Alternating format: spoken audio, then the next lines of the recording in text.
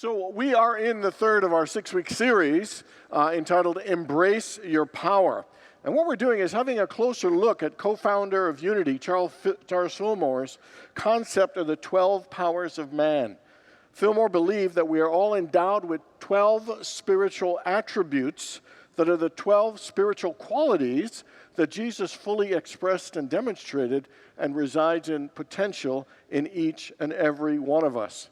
He created this framework to help us give a better understanding of when we say things like the Spirit of God is in you and the Christ is in you, what that means and can look like in fully expressing it, demonstrating it, and letting that light shine. How many people have heard of Dr. Norman Vincent Peale, who wrote The Power of Positive Thinking? Norman Vincent Peale said of Charles Fillmore that his concept of the 12 powers, the Christ qualities, was the greatest contribution to 21st Christianity, because it really helped us understand and clarify what it means to be more Christ-like, to express our Christ potential and live up to our Christ standard. And as amazing as it is, a concept that has given us clarification and greater understanding, it is amazing how we are still sometimes afraid to own our own spiritual power. That how we sometimes choose to play small, to shy away or run away from our greatness, our genius, our brilliance, our divine nature, and our spiritual power. So as we hold back of letting our light shine as brightly, because we are afraid. And so the way to express, the way to embody the Christ presence is that we really need to own it. Everybody remember, I am sure, the movie The Lion King? I just love that movie so much. And, remember Simba? He thought he killed his dad. He thought he killed Mufasa. And he was so upset. He felt so ashamed, so embarrassed. He felt like he'd messed up so badly. He didn't think he had it in him to be the leader of the pride. He did not think that he was good enough. And so he ran away, abdicating his responsibility, his power and his calling. And it was only until Mufasa came to him as a spirit that he saw in the sky and said those 4 famous words that transformed him and awakened him to go back and be a leader and do what he was here to do. And the 4 words are, remember who you are. And they're powerful words of truth that we could feel that impacted Simba, but they're powerful words for all of us. Remember who you are. Because sometimes it's like we have spiritual amnesia, and we forget our spiritual greatness and our magnificence, even though we are told how prominent it is. Swami Vivekananda, a Hindu mystic who is credited with helping bring Hinduism to the West, said this. He said, the greatest sin, the greatest error we make is when we say we are weak. When we say that we are sinners, that when we say that we are miserable creatures and that we have no power to change or improve our lives, because it is not true. We are not weak. We are not miserable. We are not incapable. We are not powerless or helpless. We are powerful beyond measure. Jesus expressed his potential so effectively because he remembered who he was. He knew who he was.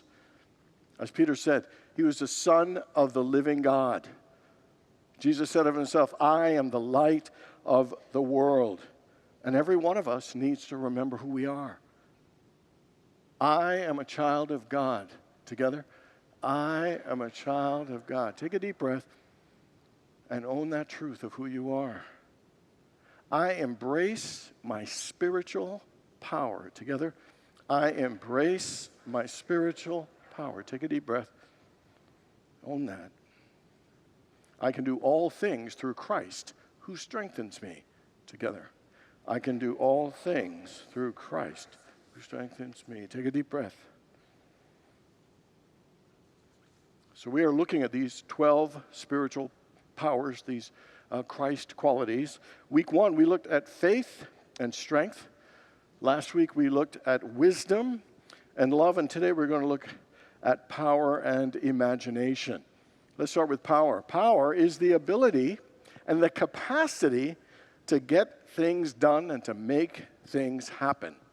Power is the ability to develop mastery in our skills and in all that we do. And at a deeper level, it is really about developing mastery over ourselves, mastery over our own thoughts, mastery over our feelings, our actions, and our beliefs. 2 Timothy chapter 1, verse 7 says, God has not given you a spirit of fear and timidity, but a spirit of power, love, and self-discipline. I have a spirit of power, love, and self-discipline. Together, I have a spirit of power, love, and self-discipline.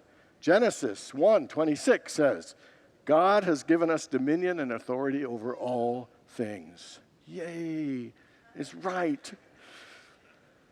And we have dominion and authority, which means we can take command of our lives, our circumstances, and help lead ourselves to make decisions to lead us to the highest and best. Over and over again, the Bible mentions how powerful we are.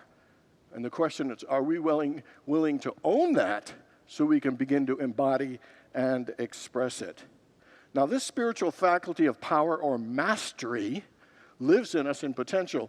And when it's not expressed or developed fully, it shows up in our lives as procrastination and laziness, a lack of discipline, and a lack of mental focus.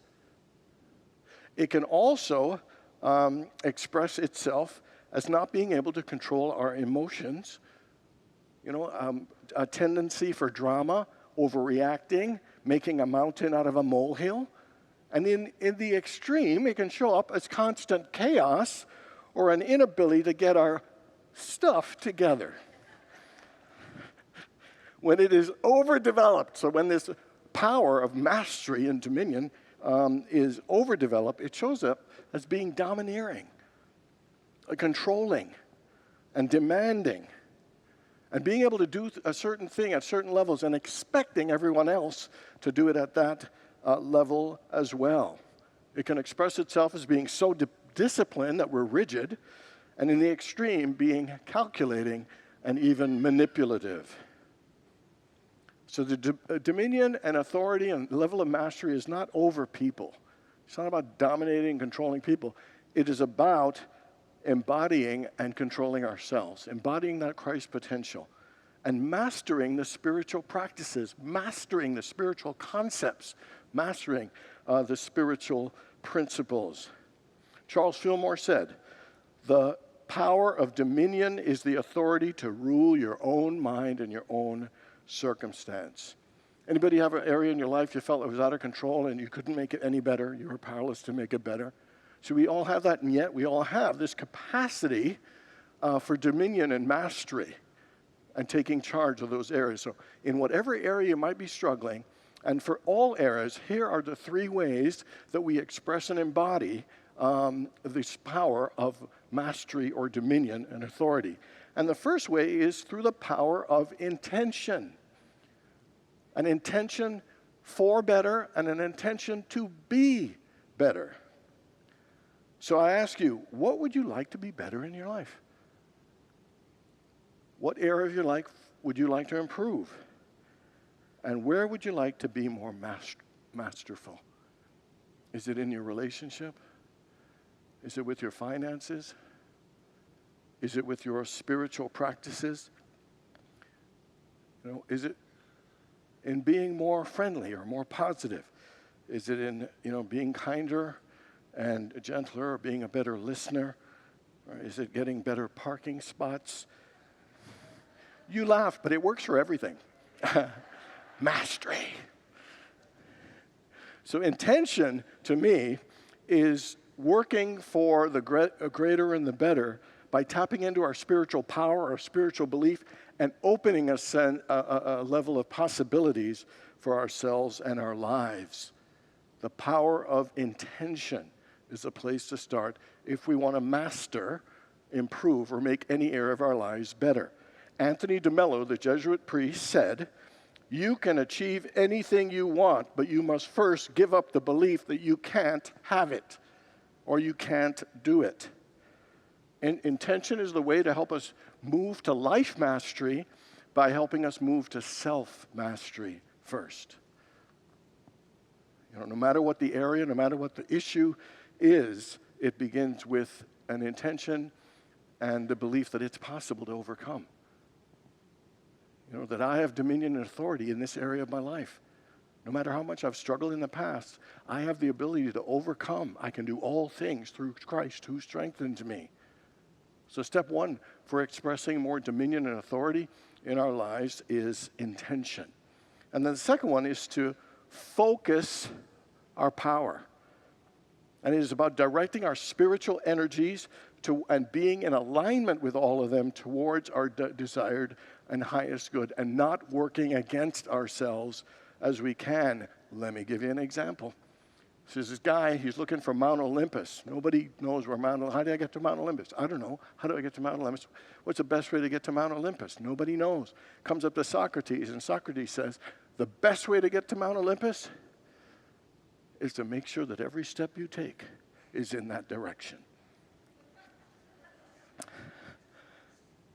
And so if your Mount Olympus is health, the best way to get to Mount Olympus is make sure every step you take is in that direction. You ever have a goal like health, but you still eat fried foods, or you don't exercise or get to the gym, or you smoke, or you do all these things. They're not in the direction of where we really want to go. We keep saying we want it, but sometimes our actions aren't in alignment with what our words say.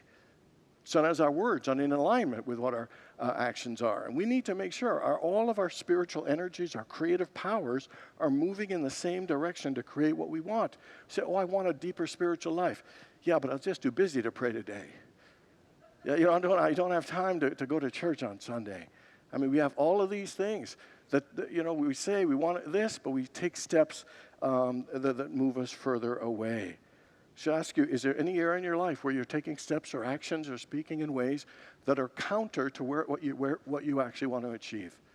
A part of mastery is identifying those and beginning to let go of those words and those thoughts and those habits to allow all of our energies to focus on attracting and creating the thing that we actually want. So in some areas, we might need to choose some new words in the way we speak to ourselves or about that situation, and new positive thoughts, actions, and habits. Marcus Aurelius said, our lives are what our thoughts make it. And we could easily put in there, our lives are what our words make it, or our actions make it. But there's no questions. We are the ones who have dominion and authority to make it. And another aspect of focusing our power is to harness our spiritual power through our spiritual practices. That if we want to be more effective in our actions, we have to be more effective in allowing the flow of Spirit to move through us, like being more consistent in our meditation, quieting our mind and being still, and listening to the still small voice of God, of immersing our minds in the mind of God, of surrendering ourselves spiritually so we can become a greater channel for the flow of God's light and inspiration and wisdom and creativity.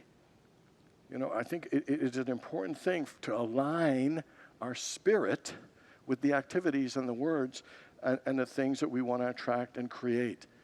To me, action with intention, and particularly action with spiritual power behind it, becomes far more effective and far more efficient. Everybody heard of the 10,000-hour rule? They say that it takes about 10,000 hours of doing something to become at the genius level or the masterful level. And so to me, first that sounds daunting, doesn't it? 10,000 hours. But the principle underlying it is what it's saying is that effort with intention over time will move you towards mastery and greatness. The question is, are you willing to put the effort with intention over time to improve and move your life to some greater area, whether it's your finances, whether it is your spiritual practice and your spiritual growth, whatever it might be. Are you willing to invest that time to develop mastery and have dominion and authority over all the areas of your life? And the third aspect of it is to infuse your spirit in whatever you do. to infuse your love, your joy, your passion, your enthusiasm, your energy. How many people ever had a wait or a salesperson serve you half-heartedly? Anybody? Anybody ever did something half-heartedly? And of course, the difference between someone serving you wholeheartedly and you doing something wholeheartedly, it's a world of difference. Something magical happens in us and through us into the activity that we're doing when we invest and infuse our spirits. When we infuse our joy or our love. I mentioned this many times. One of my favorite interviews was with Don Henley, because I love the Eagles. And one of the things he said that just stuck, he said, "We are playing our songs better 30 years later than when they were actually hits." And so notice that for the 30 years, they weren't getting bored. They weren't just going through it mechanically. They were infusing their spirits and their joys even deeper into what they're doing, and it created mastery. It created even more beautiful music, and it created even a greater experience for them playing their music, still with joy after 30 years. There is something magical when we infuse our spirits and energy into whatever it is we do. Here's what Khalil Gibran in The Prophet says about infusing love into what you do. And what is it to work with love? It is to weave the cloth with threads drawn from the heart, even as if your beloved were to wear that cloth.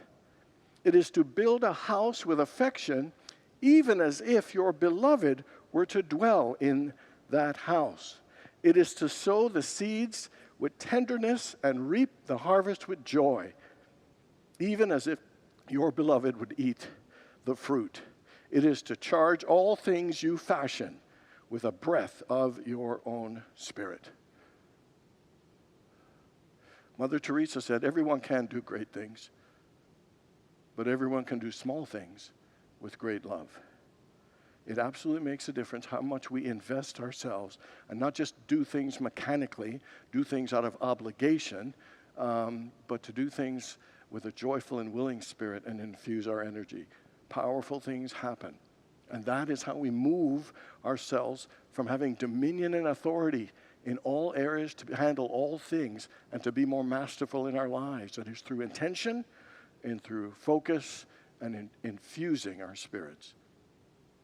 So the next power we're going to look at is the power of our imagination. We are created in the image and likeness of the Creator. That means we are creators. We are here to create. And the greatest power God has given us, the greatest creative power, the power of our imagination. George Bernard Shaw said, imagination is the beginning of creation. Charles Fillmore said, it is through the imagination that the formless becomes form. Einstein said, imagination is more powerful than knowledge. You know why? Because knowledge represents what is, and there's a limited amount of that. Imagination represents everything that could be, and there is an unlimited amount of that. In the book of Proverbs, when it says, where there is no vision, the people perish, it's saying how important it is for us to have a vision. Well, what is underlying foundation of a vision? It is our imagination. Imagination is the ability to create a mental image of a thing that is not here now, that you hold in your mind, that the universe will attract and help manifest it and have it unfold. It is the ability to visualize, see with our invisible eye, our mind's eye, greater possibilities beyond what is currently being experienced in our lives. When it is underdeveloped, our imagination, we cannot see beyond the appearances. We can't see anything better than what's going on in our lives. Ever had somebody say, hey, you should do this? Oh, I just can't see myself doing that. Even when it's good, I can't see myself owning my own plane. I can't see myself, making $1 million. There are a lot of things we can't see ourselves. And that's what happens with our imagination when it's underdeveloped. When it's overdeveloped, we daydream all day. Fantasies, wild, freaky things that are not productive or lead us to, we're using our imagination, but not well enough to actually create a real vision. Another way it manifests with us, sometimes just seeing the negative, the worst case scenario, worrying about, it. And in the extreme, it's like the behavior of a hypochondriac, thinking everything's wrong, something's wrong, this isn't right, this isn't good. Seneca, the Roman philosopher, said, "We suffer more in our imagination than we do in reality." Like, you ever make up a story about something, and in it you're arguing with somebody, and you're giving them a piece of your mind, you're telling them off, we're like driving ourselves nuts, getting angry, working ourselves up. Nothing happens. We create ourselves a lot of suffering unnecessarily in our lives, which is a misuse and a poor use of our imagination. Let's have a little fun. Everybody close your eyes. And so you are standing in the middle of a terrace that is a concrete terrace about 10 feet wide by 6 feet, and it is on the 15th floor of a high-rise, and that terrace has no railing. You're in the center. You are up so high that you cannot hear the traffic, so high that all you hear is the air conditioning units and the sound of the wind blowing a bit. So now I want you to look down at your feet and notice what shoes you're wearing. Notice the concrete. Is it smooth? Is it rough? What color is it? And so now I want you to raise your head up and look straight ahead. You're looking into the sky. There's some buildings way in the distance. Now I want you to slowly walk to the edge of the terrace, slowly. And now stop until your toes are right at the edge. And now I just want you to look straight down. And you see, the downtown, all the buildings, all the people far. And now I want you to turn around or walk backwards or crawl backwards to the terrace. Okay, open your eyes for a second. How many people felt it was a little scary, it was a little intense, a little anxiety-causing? Okay, cool. Let's do it again.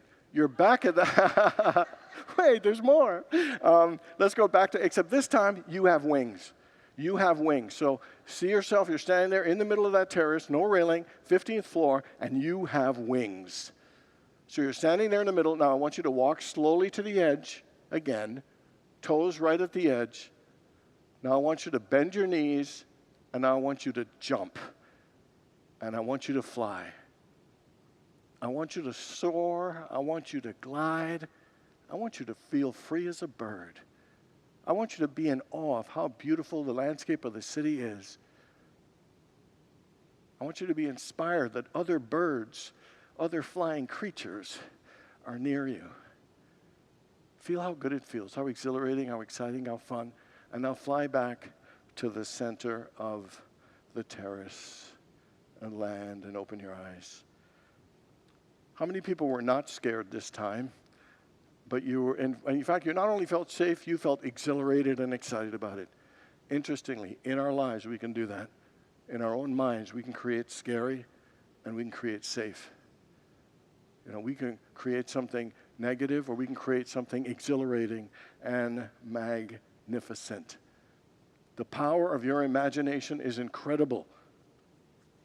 Famous athletes, LeBron James, Jack Nicklaus, Michael Phelps, Tom Brady, I could just go on and on, Jim Carrey, all kinds of people use the power of visualization to see themselves succeeding and doing well, achieving the things that they want to achieve in their lives. And so my question is, how well are you using your imagination? Are you using it to be as effective and positive and helpful to create the things you want and move beyond what is before you to something even greater? Or are you allowing it to just scare you and freak you out and create negative images in your mind? Genesis 13, verses 14 and 15. The Lord said to Abram, after Lot had separated from him, "Lift up your eyes and look from the place where you stand, and as far as you can see to the north and the south and the east and the west, all the land you see I will give to you and your offspring forever." So here's what it's saying. Lift up your eyes from where you are right now. Lift up your consciousness from where you are right now. And how far can you see in all directions of your life? Your health, your finances, your career, your spiritual life. How far can you see of possibilities for a vision for your life with your imagination? In your career, how far can you see? From where you are now, how far can you see in terms of the highest possibilities? In your relationship, how far can you see in terms of level of joy and love and happiness and fulfillment? From your health, how far can you see in terms of your sense of well-being, your energy and vitality? How far can you see in your spiritual life and your spiritual connection? Because it says, as far as you can see, from where you stand, that is what I will give you. And so our affirmation for today is, I am a co-creator with God. I see great possibilities for my life. I am a co-creator with God. I see great possibilities for my life together. I am a co-creator with God. I see great possibilities for my life. Your imagination allows us to see possibilities. And here's the other part of using your imagination. First part is seeing, but the second part is feeling. So it's one thing to say, okay, see what your career is like beyond this, but what would it feel like for your career to be that good? See as far as you can see for your health, but what would it feel like for your health to feel that good? Feel that about your finances. See it about your finances, but how good would that feel like to have that? When it says, as a man thinketh, so is he, that's what we think it says. It says, as a man thinketh in his heart, so is he. We just do the think part. As a man thinketh, so is he. But it says, as a man thinketh in his heart, so is he. It means the thought plus the feeling equals the outcome. And sometimes we forget to infuse things with the power of feeling.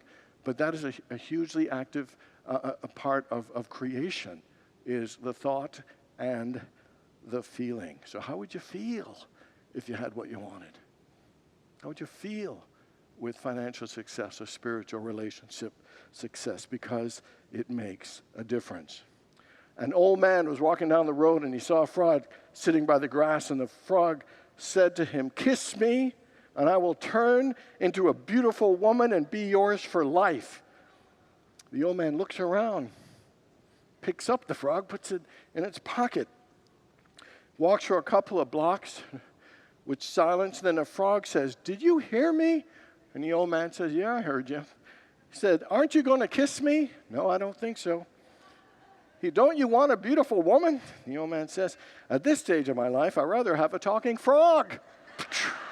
Come on.